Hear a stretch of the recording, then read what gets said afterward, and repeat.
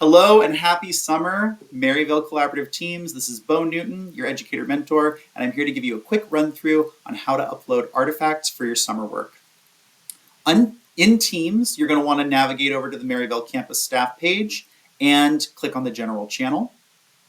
Once you're on the general channel, click on the Files tab up top, and you'll see the list of all of the Collaborative Team folders.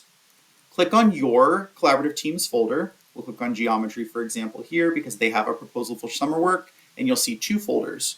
The 23-24 school year folder is an archive folder. So all files and products that lived in this folder have been moved into that 23-24 school year folder now. And so they're archived, so you've got more space to upload any new things that you create this year with your collaborative team in the big space of your collaborative team folder. But you'll also see this collaborative team work artifacts folder for summer 2024 schoolwork if you submitted a proposal. So since this team did, they've got a folder for summer work with 4 question folders here.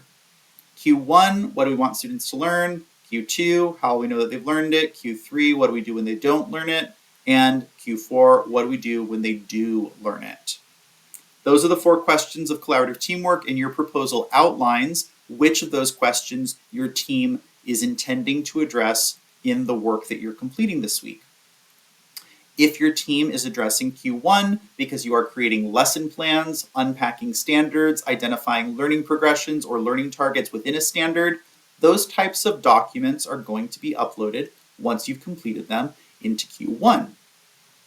If you're developing rubrics, if you're developing definitions of proficiency for certain skills, if you're developing differentiated assessments, if you're writing common formative assessments, or items that you might include on assessments that address certain learning targets or certain standards, all of those assessment pieces that you'll use to collect student data on learning will go into question 2, this folder right here. Question 3, what will we do if they don't learn it? You guessed it, this is where you're putting your interventions. This could be interventions that are intended to be delivered during advisory time for students that are still struggling with certain standards, or this could be interventions that are meant to be delivered during class time because the majority of students, 80% or so, are still not proficient on a standard or a learning objective that you need them to be at before moving forward. So any type of intervention, anything that can be used to reteach or support student proficiency outside of initial direct instruction will be put in here. Excuse me. And then Q4, what do we do when they do learn it? This is if your team has committed to developing extensions. These could be project-based opportunities for learning. These could be anything that moves students into applying the skills that they're developing in your class or in your team's classes and applying it to real-world situations as well. So service learning, project-based learning, any type of extension that moves beyond the proficiency being met in class. So those are your 4 folders. If you're unsure, your team is working on something and you know that you want to get it done because it's important, but you're not sure exactly which folder it should go into, ask yourself which of the questions it's addressing, and if you need more support, feel free to reach out to Mr. Martinez or myself via a Teams message or an Outlook email, and I'll be available virtually. Just give me a little bit of time to respond because I will be out of state during this week.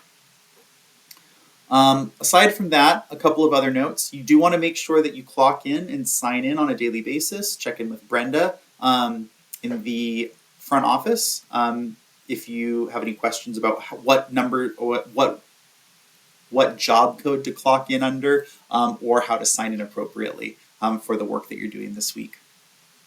And I think that covers it. So I'll go ahead and end the video here and say thank you so much for coming in and committing time to developing resources that are going to build a strong start for the school year for you, your team, and your students.